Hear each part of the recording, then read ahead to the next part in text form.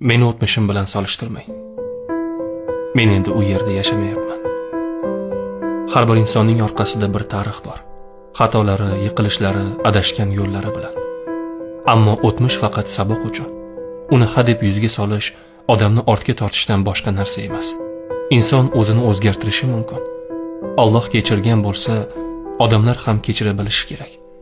Shuning uchun o'zing oldin kim eding deya bugungi tanbehimni, bugungi to'g'ri gapimni inkor qilish adolatdan emas.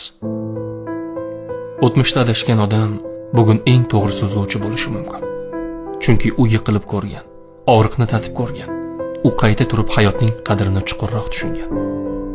Shunday ekan, meni kechagi kunim bilan emas, bugungi qadamlarim bilan baholang. Men endi o'sha yo'lda emasman. Men o'z xatolarimdan kuch oldim. Yangidan boshladim. Va bugun aytayotgan har bir so'zim kechagi xatolardan emas, bugungi to'g'ri qadamlardan tug'ilgan haqiqatdir.